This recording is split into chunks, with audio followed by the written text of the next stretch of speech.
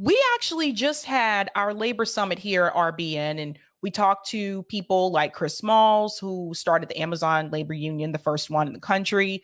We talked to, at least on my panel, I talked to UPS workers that were explaining like how they really felt in reference to going on strike and taking the deal that they were given. And one of the things that has been very clear to me over time is that while I do think that unions are a good thing, based on what I've seen from the way that these employees have been treated, the rank and file members have been treated by union management, it is very clear to me that you need something else.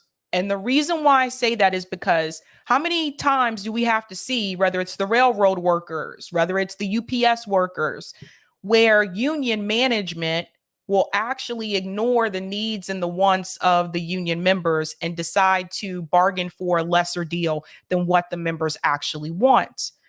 The problem that you run into with unions is that you actually don't own a piece of the company that you work for. So you do have some fighting power, but you have a limited amount of what you can say and what you can do. Professor Richard Wolff has been a strong supporter of unions and worker co-ops. But if you watch his channel, Democracy at Work, he continues to educate people about the importance of worker cooperatives. So I want to get started with this clip here. We're going to start with an older clip first. This one is from, I believe, 3 years ago. And then we're going to go to one of his most recent clips about where he stands on this now. Why unions and worker co-ops should ally.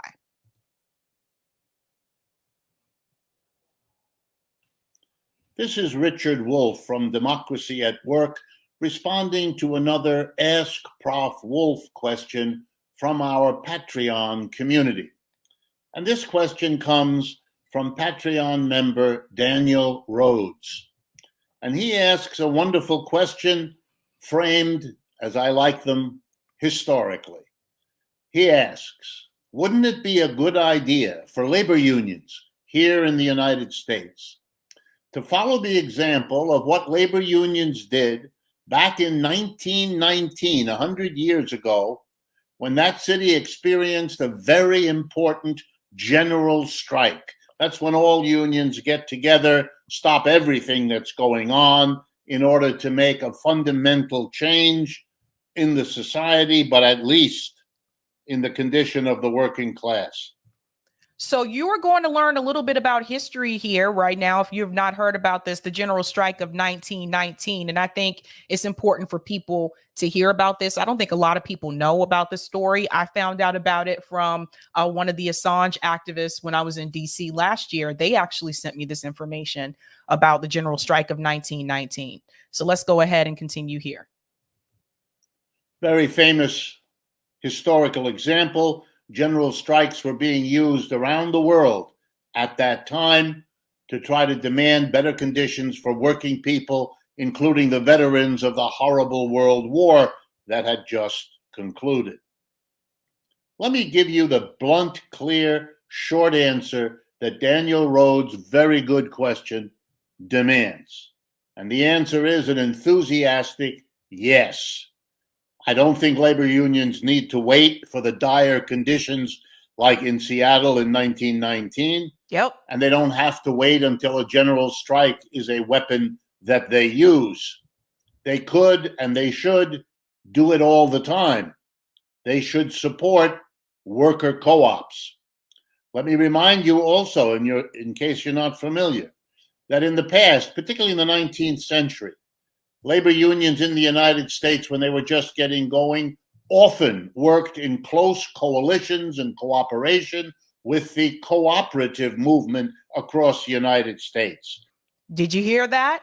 So this is the piece, I think, when we talk about labor in this country and we talk about unionization or creating unions, this is the piece that at one point we did have in this country that we no longer have. This piece has to come back. The unions and the worker co-ops should be working together. They should be allies. And that's how you get a stronger fight and you have a united front. And then you can transition into this general strike. Now, I just put the link in the chat so you guys can read this on your own of the Seattle 1919 general strike. Please read that when you get some time, because I think it's a interesting history lesson. Co-ops of farmers, co-ops of industrial workers, and so on. So there's historical precedent as well. But let me give you, in conclusion, the basic theoretical reason for why worker co-ops and labor unions have the kind of chemical connection that ought to be realized in a real coalition. What do labor unions basically do? They bargain on behalf of their members with the employer, and they try to get for their members better wages, better benefits, better working conditions, greater security of their jobs, and so on, than they could get if each worker bargained with the employer individually. Very simple idea. In union, there is strength and advantage that going it yourself usually does not afford you. So far, so good. But of course, as every union has learned, the employer doesn't sit by idly. The employer has all kinds of mechanisms, maneuvers, advisors, consultants to undermine, block, dissolve, undercut unions. And they've been doing it, and doing it successfully, for quite a long time. And I want to also add that some of these union managers are making bank. You have union managers that are making like six figures, while other members of the union are not making anywhere near that amount. So sometimes they'll sell out their own members in order to enrich themselves. Even when unions win in their struggle with the employer, and that happens, they know from bitter experience that no sooner have they won some benefit than the employer goes to work figuring out how to take it back, how to undo it. And that has often been successful to them. Well, then, imagine with me the following wonderful alternative. Suppose workers seeking good jobs, good income, job security, and all the rest were bargaining not with somebody else who has opposed interests to the workers, but suppose instead they were bargaining with themselves. If they were the employer, if the workers together were the employers of the workers together. In other words, we were collectively self-employed people. Mm-hmm. If you bargain with yourself, the outcome is usually better than with bargaining with a person whose interests are opposed to yours. I know that's right. You can say that again. Imagine if more people did this, if we bargained with ourselves instead of bargaining with someone who really is not in favor of the benefits that we're trying to fight for in the first place.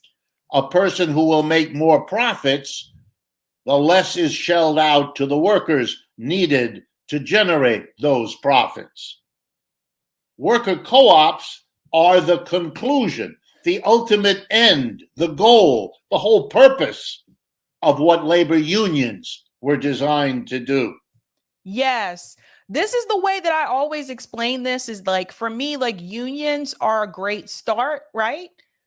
But the end game should be worker co-ops, because even if you start a union, and yes, you can bargain for certain rights and benefits that you want, you also are subjecting yourself to higher level of management who can also decide, like, not to bargain with you and not to give you those benefits and rights that you are fighting for.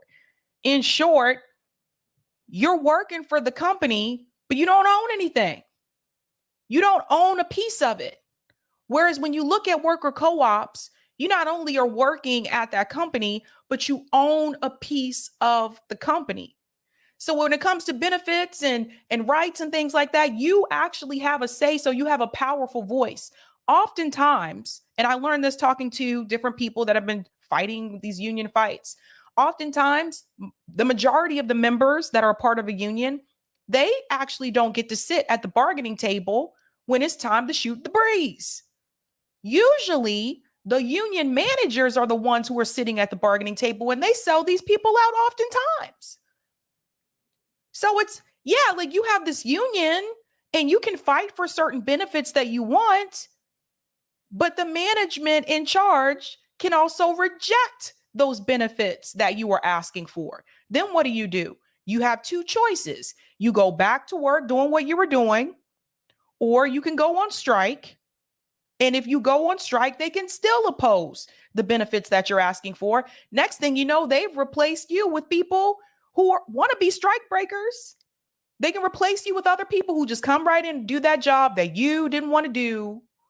And you know what? Also, another thing they'll do sometimes, the people who cross the picket line that take those jobs that you're striking against, oftentimes they'll pay them less than what they were paying you. So now they have found a population to do your job for less. This happens all the time. I see this even with the nurses. The nurses are always going on strike. The teachers are always going on strike. But they actually have like travel nurses that will come into the hospitals and will work while those nurses are on strike. They just replace you because you don't own a piece of it. Now let's see what would happen if you actually owned a piece of it. If the workers ran the enterprise, they wouldn't bargain to get an improvement with themselves and then turn around and undercut and undermine what they had just won with themselves, from themselves, by themselves. It wouldn't work like that because it makes no sense. Worker co-ops are the way in which workers don't have to bargain with anybody else when they can together set up the kind of enterprise that will give them the things they need to make a good life for themselves, their children, and their community. It is the logical outcome of what unions were set up to do. That's right. It's just a better solution than anything unions can achieve if they remain within the capitalist framework where they're constantly beset by an employer who has every incentive to undo, even though he's a minority, the needs of his employees who are the majority in every enterprise. Nothing is more logical than a unification between unions and worker co-ops. And unions now have the funds to facilitate, to help their own members and others build the co-ops and their relationship with unions that could transform the conditions of workers in the United States. This is Richard Wolff from Democracy at Work, with an appreciation of our Patreon community. Okay. Now, that was Richard Wolff, and that was about 3 years ago. Now, we are going to fast forward to a clip from Richard Wolff that was released on his channel. I think this was like 2 weeks ago. So this is fairly recent, where he dives into the UPS situation, right? And there's something that he says in reference to inflation that I think everybody needs to hear. This is another issue that you run into sometimes if you're just trying to focus on, what can we ask for in reference to a strike, those benefits, right? Let me go ahead and share this clip. This is very important that everybody hears this, because we do have to look at, again, the end game and what is going to happen in the future. So this is Economic Update, today's class struggles with Chris Hedges. The Chris Hedges part is later in this video, but that's not the part we're focusing on today. We're going to focus on this piece here about inflation and going on strike and unions. Listen to this. Clear. If we have the same rate of inflation over the next 6 years, 5% a year that we currently have, this 32% will mean they can't afford to buy any more 6 years from now with 32% more than they can buy right now. Pause. That is very important. So if you're on strike and you're fighting for, let's use the hotel workers in LA that are on strike. They were asking for a $5 raise, right? When I watched the video, it said that most of them were making between $20 to $25 an hour. Now, if we go back and we look at that cost of living report for 2023 in reference to affording housing in this country, state by state, in the state of California, it says that you need to make $42 and some change to afford a 2-bedroom rental in California. When you look at the housing, the rental properties in California on average. So if they're making $20 to $25, $20 to $25 an hour, and they're asking for a $5 raise, let's say they're on the high end and they're making that $25. They get the $5 raise. Now they're making $30 an hour. They're still not making what they should make according to the cost of living report for 2023, which is that $42. So they're still behind. Now they got that raise, but the raise doesn't account for inflation. So you get the $5 raise, and if inflation continues to increase over the years, did you really get a raise? Think about that. Everything else goes up. We know this. We see it. The grocery store prices increase. We've seen gas prices increase. Health insurance premiums go up every year. So did you really get a raise? And this is the point where if you're part of a union, you fought for this and you got it. But what do you do now if you still have inflation? And that's the part where the worker co-op piece would be important. Let me let him continue. The inflation will eat up, and that's a better deal than most Americans are getting. You want to move the working class ahead, which is what the working class wants, you have to get more than 32%. And that means you have to be willing to fight. That piece right there is especially important. That's the piece that people need to really understand. So I always say, always over ask. Always ask for more than what you actually want. So for those workers, the hotel workers that are asking for that $5 raise, if they want a $5 increase, they should be asking for $10 increase. Always ask for more, because it's not uncommon for those in management to come down a little bit and say, we can meet you here. Always over ask. Always. Now, Richard Wolff is really good on this. Like I said before, if you follow his channel, let me go up here for a second. Democracy at Work. We've been told time and time again. Let me pause that there. Sorry. If you follow his channel, Democracy at Work, there's a whole, all of these videos where he talks about. We've been told time and time. Okay. He talks about these issues. Let me make it bigger for you so you can see.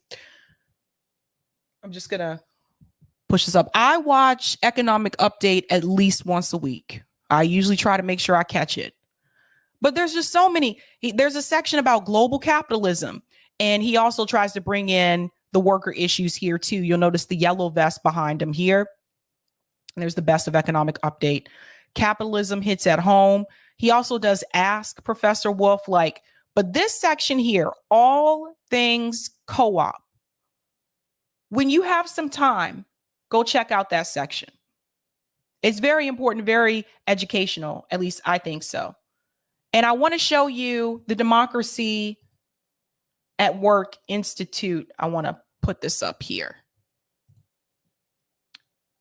because they have a website as well. Here we go. Make this bigger. Everyone has such small font. I don't know what that's about. I'll make this big for people in the back.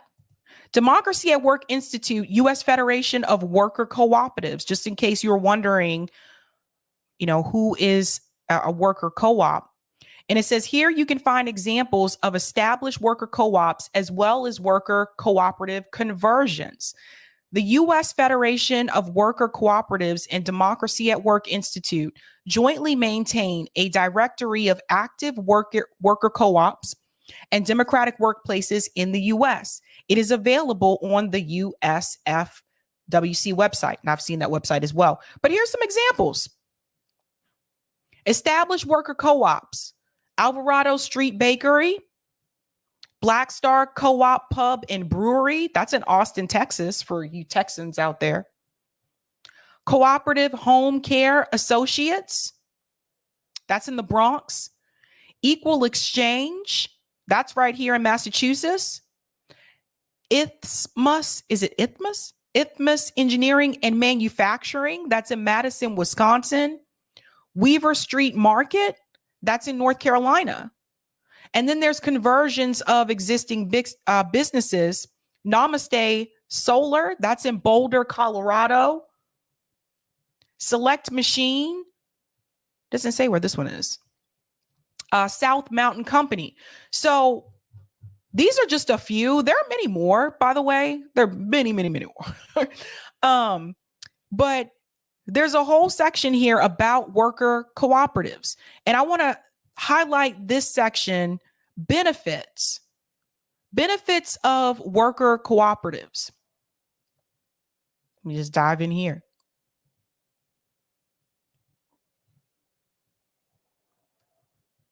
Worker cooperatives build local wealth. You're keeping the money. This is small. I'm sorry, guys. There we go. Now to figure out where I stopped. Sorry about that. Okay, here we go.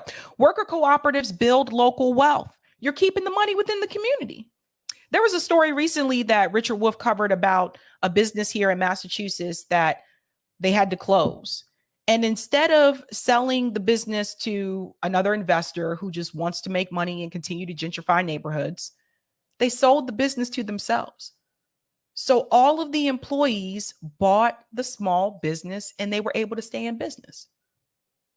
That's actually a smart idea. Worker cooperatives build local wealth. They create quality jobs because workers have a meaningful role in the business as they contribute to and benefit from the success of a company they co-own. Worker co-ops create meaningful change for underserved populations. By placing workers' needs ahead of profits, they address the root cause of economic disparity. More than half of worker cooperatives in the U.S. today were designed to improve low-wage jobs and build wealth in communities most directly affected by inequality, helping vulnerable workers build skills and earning potential, household income, and assets. And I want to go ahead and go back to the top here for just a second. I made it all big now, so it's going back to the menu. But there are resources, and this is the page that I want to link you guys to. We go to the resources part. I'm going to put this link in the chat also, so you can look at this on your own time as well. But this website is especially helpful, and there's a plethora of resources here. So you see, startup, they even tell you, look, what is a worker co-op development, the history, startup, conversion, communication. They even give you the legal, the financial, all this information that you need. So the resources are there. But if you have not visited that Democracy at Work Institute, please start there. Definitely check that out. But we need to start asking for more.